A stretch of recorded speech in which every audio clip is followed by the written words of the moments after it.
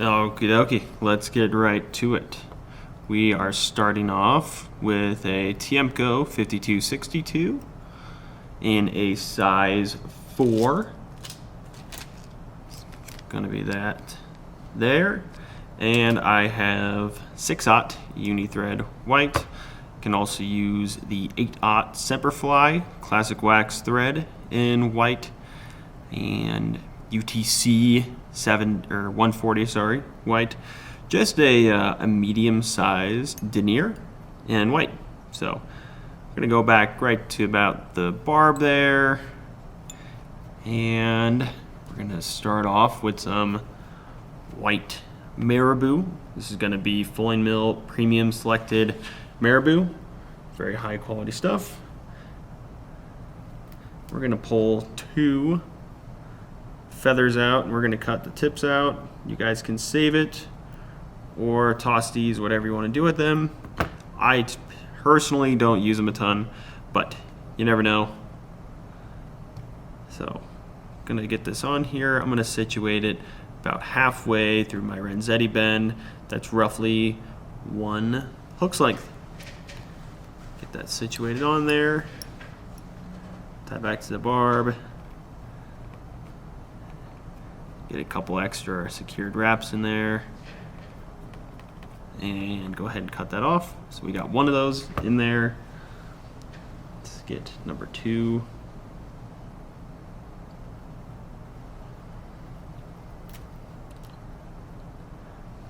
You guys will see that this is not the hardest tie in the world. If you can tie a woolly bugger, you can absolutely tie an articulated Goldie.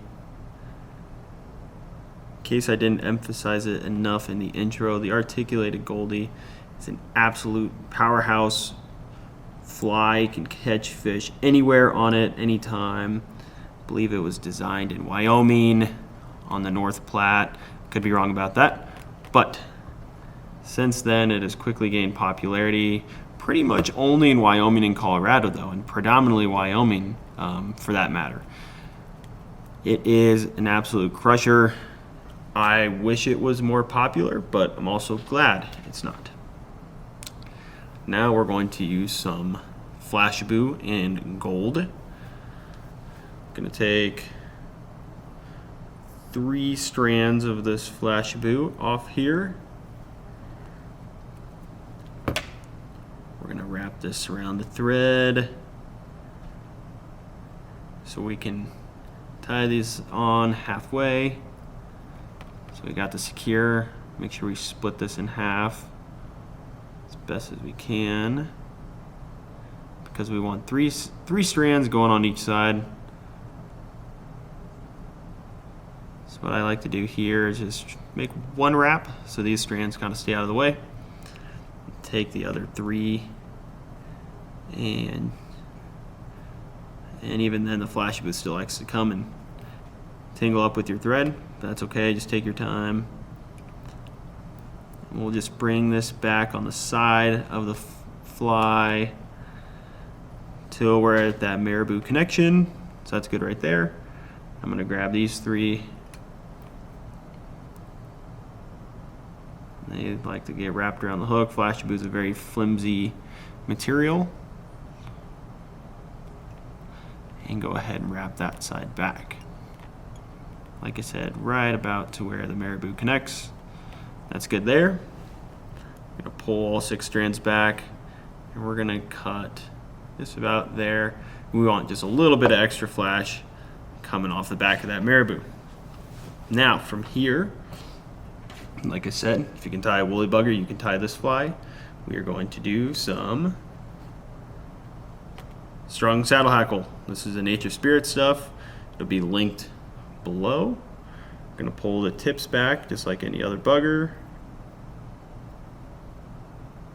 and tie that in. Make sure we get a fair amount of stem because we are not using wire on this.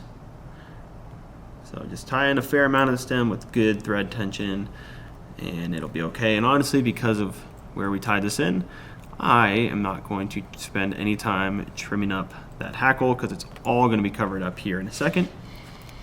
Now I'm going to put on this super unique chenille.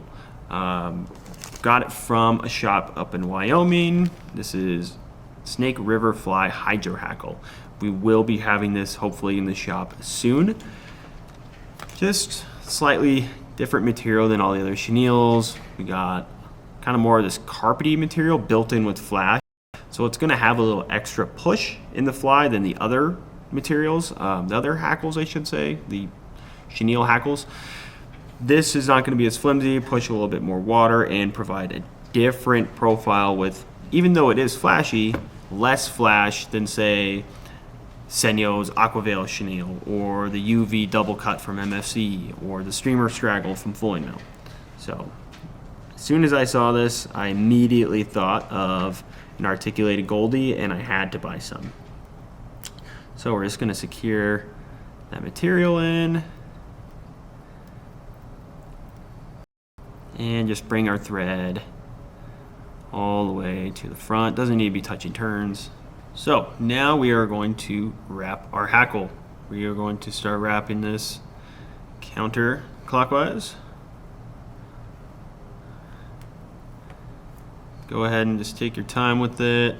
There is absolutely no rush. Make sure that we have good tension the entire time that we're wrapping this.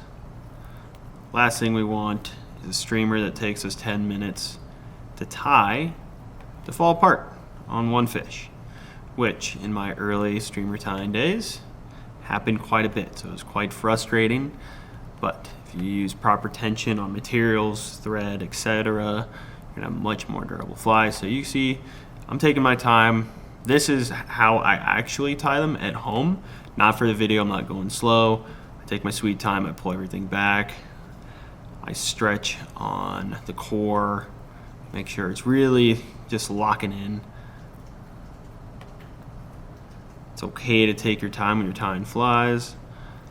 I might be a little bit of a hypocrite with that because I tie a lot of my nymphs and dries a little bit on the fast end, but you know, sometimes this stuff will like to wrap up.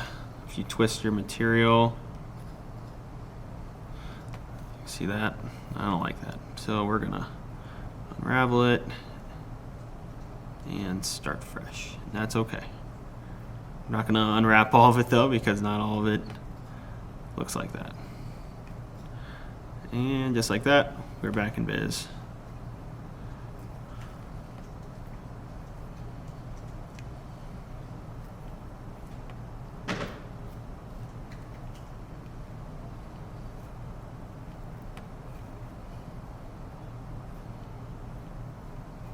All right, and as soon as we get about to 1/2 wrap away from our eyelet, gonna secure this on top of the hook. I do 2 turns with tight tension on there, and then I come forward, get a couple wraps so nothing wants to fall apart on me. Then go ahead and cut the chenille, pull this back, and then I'll, in addition, wrap over what I just did. Again, last thing we want is a fly that falls apart. That's a no-no. All right. Now we got this all tied in here. We're going to take our hackle and we're going to tie it in the opposite direction. I like to sprawl out my hackle before I start working with it. You're going to notice as we wrap, we're going to get a lot of this material trapped underneath the hackle. And that is a-okay, because you know what? That is just a part of the game when you're doing this, because we're going to come through. There's multiple different ways we'll pick this out. You can use a bodkin, you can use a brush, you can use your whip finisher, whatever you want, just to pull out some of that trapped material. We're not going to be able to get it all out, but again, that is just the name of the game with this fly.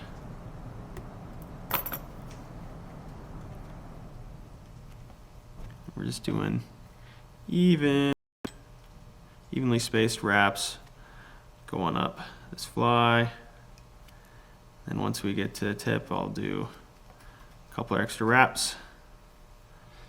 All right, so we got quite a few secured wraps on that hackle. We're going to pull everything back and make a couple wraps in front. I'm going to trim this off. There we go. We'll pull back. Just get a couple more securing wraps. We're going to take our whip finisher. We're just going to do a couple 4 or 5 turn whip finishes. If you watched the previous streamer tying video, you guys will know that I don't really like using resins or glues. I feel like it may prohibit the swimming movement, stuff like that, of the materials itself on the fly, so I try and use as little as possible, but multiple whip finishes will hold up. Now I'm just going to kind of take my whip finisher throughout the body of this, pull some of this material out from underneath the hackle. Don't get too aggressive with it. We don't want to break the hackle. Obviously, hackle is very, very strong, but you never know. So we're just going to slowly take our time picking out this chenille. And again, if you can't get all of it, that's a-okay. Still going to fish just about the same. One little fiber will not call it. So I'd say that might be good there. Just for safe measures, I'm going to take my brush.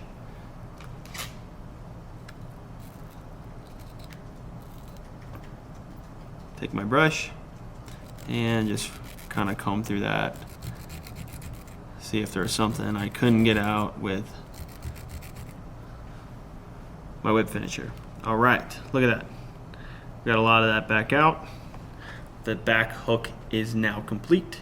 Now we are going to move on to the front hook. So,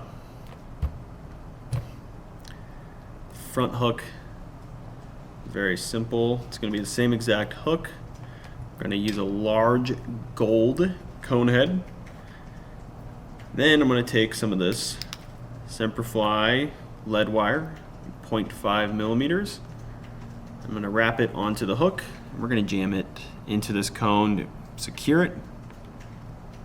2, 3, 4, 5, 6, 7, 8, 9, 12, 13, 14, and 15. Should be enough. Going to helicopter spin both ends off. Easy enough. And now we're going to take the back end and push it into there. Make sure it's not going to push down into the down eye, but we just want it up in there enough to secure that, particularly with these materials that will be coming up there in a second. So now we're going to take our thread and repeat the process, except this time we're going to bring our thread back a little bit further, just about there. Maybe one more turn, come forward, because now we have to make our connection.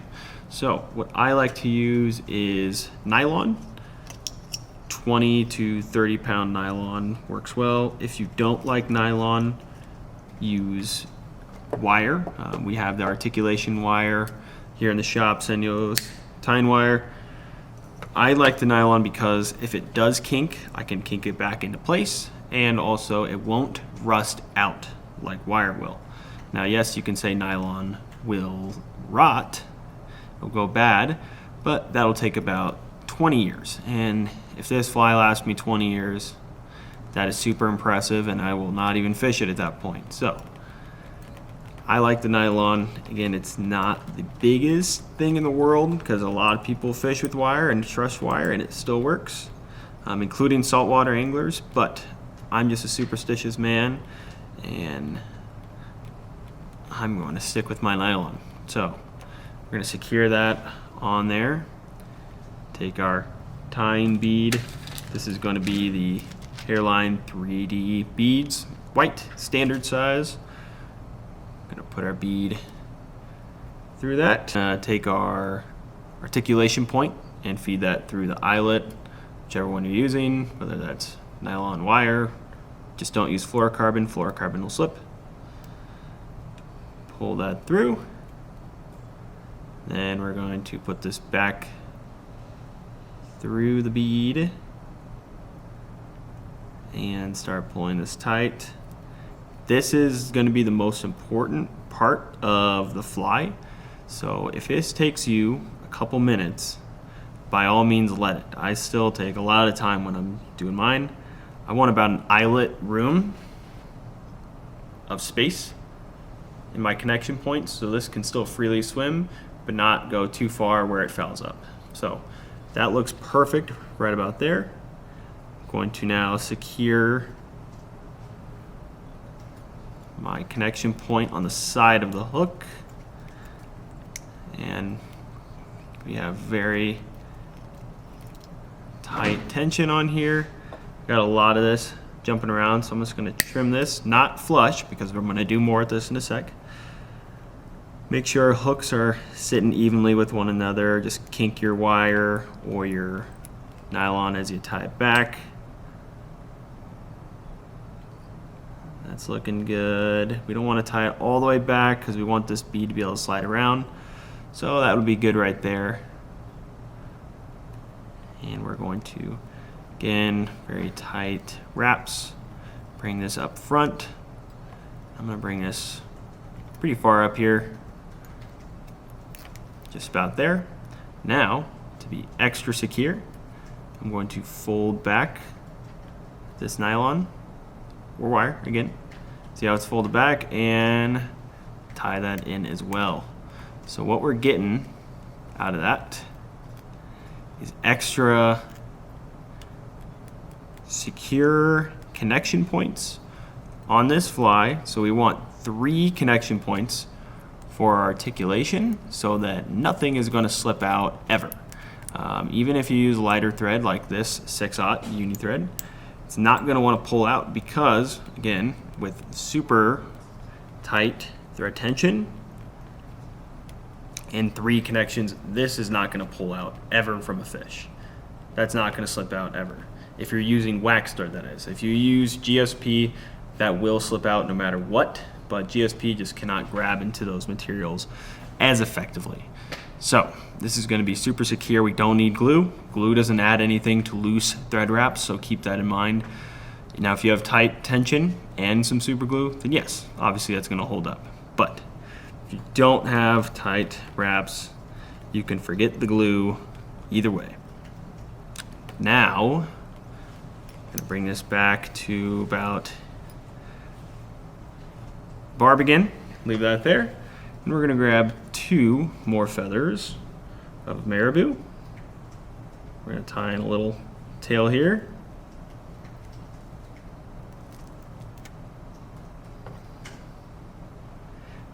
And these feathers are going to be much shorter. So if you're wanting to use some of the more trashier, lesser quality Marabou feathers that you have in your pack, this would be the time to utilize them.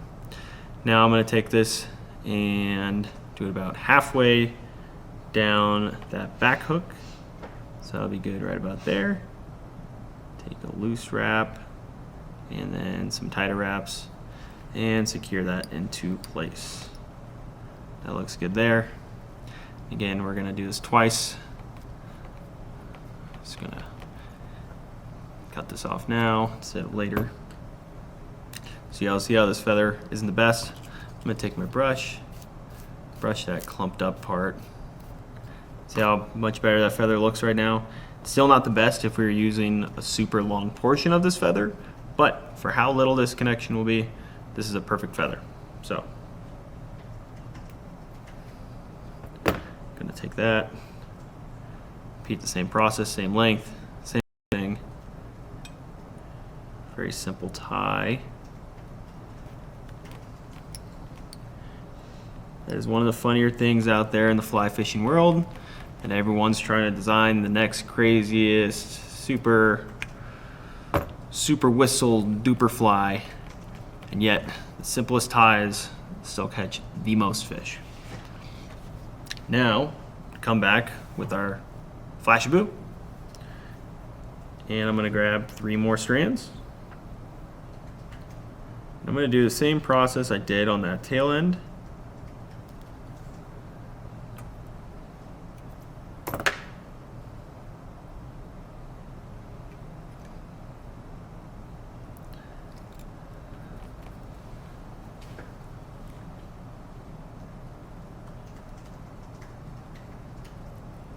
And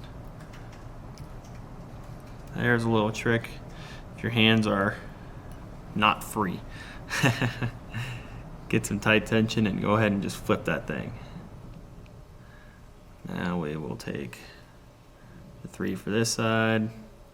So Marabou's going to get caught. That's all right. It's a part of the process.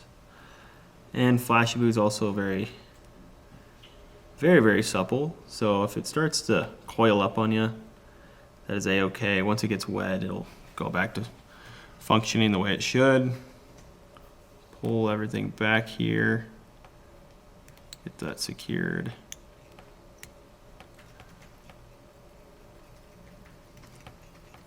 So as you can see, we have this, and I'm going to do just a couple millimeters past our Marabou. That is perfect there. And now, as you can tell, we've already started with our swimming materials. We are just repeating the back hook. That is correct. We're going to repeat the back hook up until the front. So now, got another piece of saddle hackle here. Get that tied in. The tip on this one was a little bit longer, so I am going to cut it out. Don't worry if you got little scragglers poking out. It's all going to get covered up here in a second. We're going to come back in with our hydro hackle here.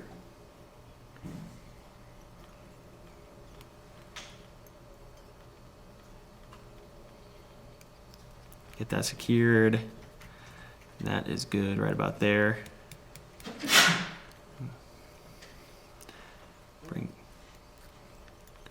Get some thread wraps over this wire.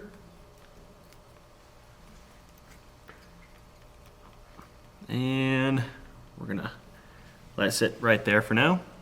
Same thing, we're gonna go counterclockwise. Bless you, Tristan. Thank you. With this material, and again, take your sweet time with it.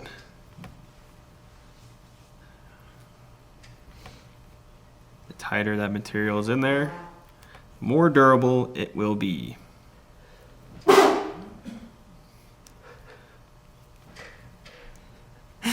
Got a sneeze fest going on when tying the Goldie. All right, so we're getting close to the front here.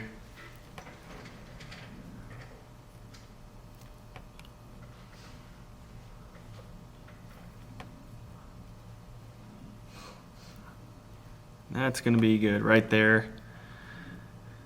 Actually, I'm going to do one more. Get it tied up in that cone. Because we still want to fill room within that cone. Same thing, 2 wraps, pull it back, bring the thread forward, and cut. And then I'm going to take some more thread wraps just to be secure with it. Bang, bang, bang. Keep pushing this cone down. It'll want to go with this downturned eye. Don't let it. Kick those feathers up and then wrap this clockwise.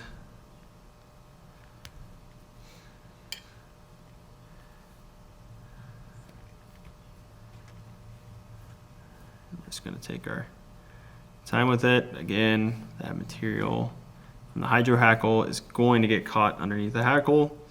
We cannot do anything about it. It is the name of the game when you're talking long, fibrous, streamer, chenille, and hackle. They just don't get along. But that's why they made brushes and bodkins and all that fun stuff. They get stuff like that out.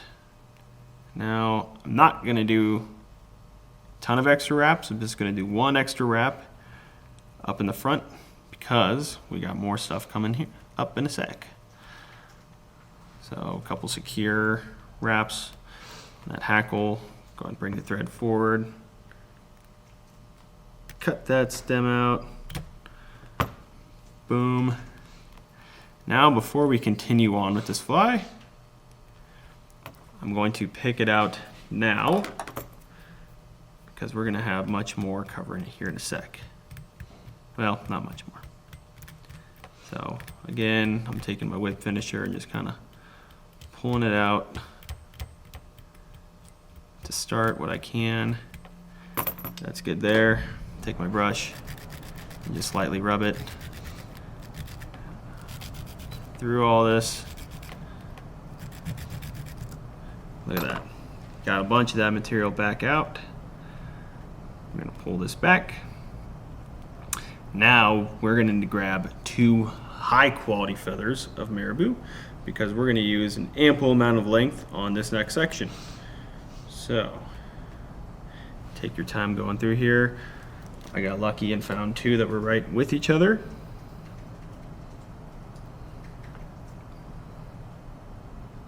Don't cut only the tip off. We want to do a very long section of this feather because we're going to be tying this Marabou in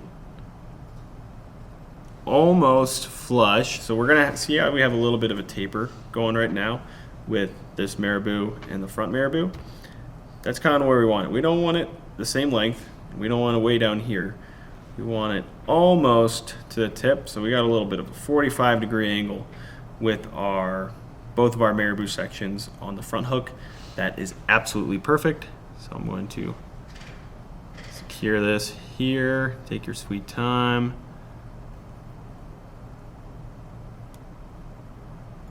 Because we have the cone, the Marabou is going to want to slip around within it.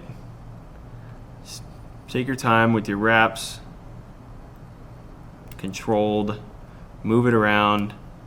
If it wants to slide around, do not let it. We want this to be centered as possible. Come through, clean that Marabou off.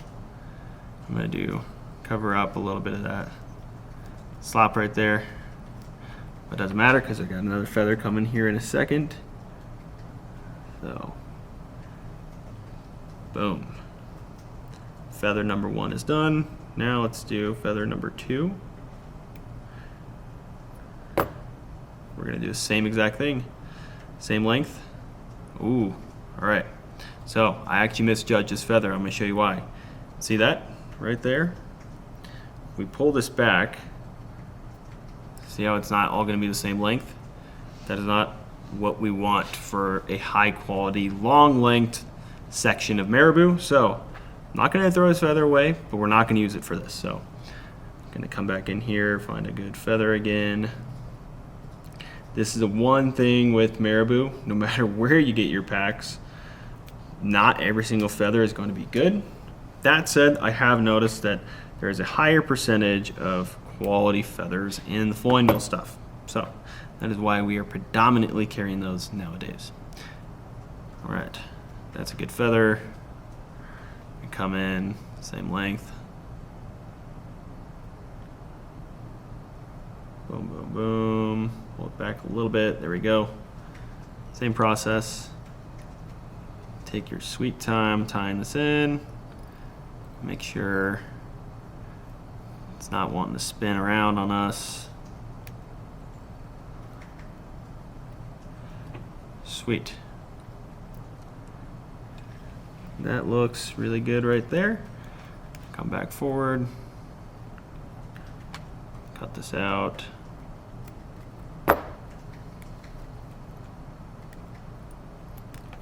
All right, so as you might notice that we have a little bit a gap here between our Marabou hackle and our cone.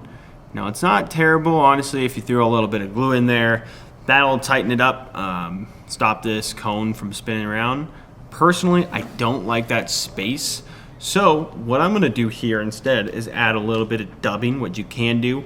Traditionally, I know some people throw some hackle in there, some white rabbit, some tail end feathers, you know, that you can throw up into a dubbing noodle. What I'm going to do instead is use some Hairline Ice Dub Gold. And we're going to use a very sparse amount to get it up in there. And really all we're doing is just fill in space. I mean, that's really the biggest thing. But if you look at the entire fly, it's white and gold. So having more gold in there isn't going to disrupt this fly and how it fishes whatsoever. In fact, it's going to aid because, as you can tell, there's a lot of gold down in the back, but not much up in the front. So we're just going to make up for that with this noodle. And you're going to notice initially it's going to start dropping into the cone at first. That's good. If you see that happening, do not pull that out. We want that to be happening because, again, we want this cone to not rotate on us when we're fishing. A rotating cone means it can potentially lead to rotating materials. Now that is quite the reach, if we're being honest here. But I will say that it's really a durability thing and longevity of your fly. So we're looking good there. I'm gonna just get a little bit more dubbing. Again, we're not making a huge fat wad of dubbing. It's just enough really to fill that gap. And you know, I can still kind of rotate that. Maybe I'm getting a little bit finicky, too picky on my fly, but you know what? You can always add more before you whip finish it. If you whip finish it, then it's finished. So I'm gonna do it while I can, right?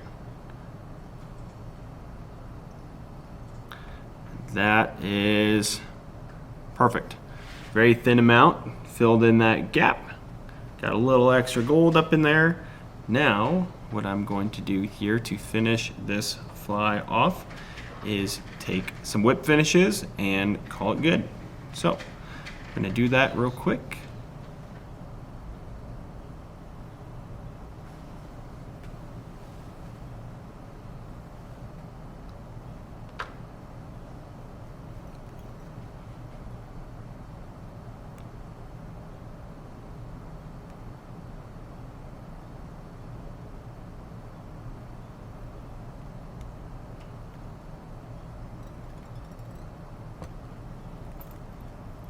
All right, gonna do some whip finishes. And voila. I threw a little bit of UV resin just to lock in this thread under the cone. Gonna hit it with the light real quick.